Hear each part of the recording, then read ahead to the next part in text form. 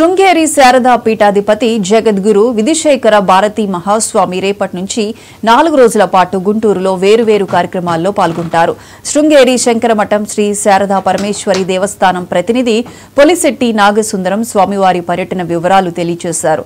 స్వామివారికి పూర్ణ కుంభ స్వాగతం పలికి 4 రోజుల కార్యక్రమాలకు అన్ని ఏర్పాట్లు చేసినట్లు నిర్వాహకులు తెలియజేశారు.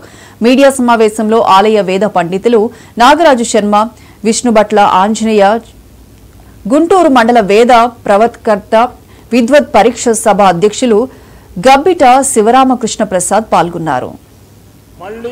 మళ్ళీ మన యొక్క అదృష్ట భాగ్య వైభవ విశేషం చేత అనేక మంది భక్తులు ప్రార్థన చేసి జగద్గురువుల యొక్క దర్శనం కావాలి, ఈ నేల పునీతం కావాలి, మహాత్ములు పాదం మోపితే కానీ ఇప్పటి వరకు మనలో ఉండేటటువంటి యొక్క ప్రతిబంధకాలన్నీ, మన దగ్గర ఉన్న దోషములన్నీ వారు కొద్ది అపి గోదోహ మాత్రేణ అని చెప్పారు.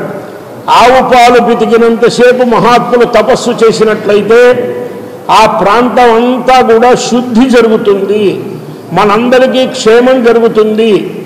ఎందుకంటే అందరూ శృంగేరి వెళ్ళి జగద్గురువుల దర్శనం చేయడం అంటే సాధ్యం కాదు. కాబట్టి మరి జగద్గురువులు కరుణామూర్తి కాబట్టి మనందరినీ అనుగ్రహించాలి అనేటువంటి యొక్క నిమిత్తాన్ని చేసుకుని అనేకమైనటువంటి పుణ్యక్షేత్రాలన్నీ దర్శిస్తూ అది 21వ తేదీ సాయంత్రం వెంకటేశ్వర ఆలయం నుంచి బయలుదేరి మన గుంటూరు సంపత్ నగర్ శారదా పరమేశ్వరి దేవస్థాన ప్రాంగణానికి స్వామివారిని నమస్కార రూపమైనటువంటి స్వాగతాన్ని పలుకుతూ వారిని దేవస్థానానికి శారదా చంద్రమౌళీశ్వర స్వరూపంగా మనం అందరం కలిసి దగ్గర ఉండి భక్తి శ్రద్ధలతో తీసుకుని రావడం మళ్ళీ మన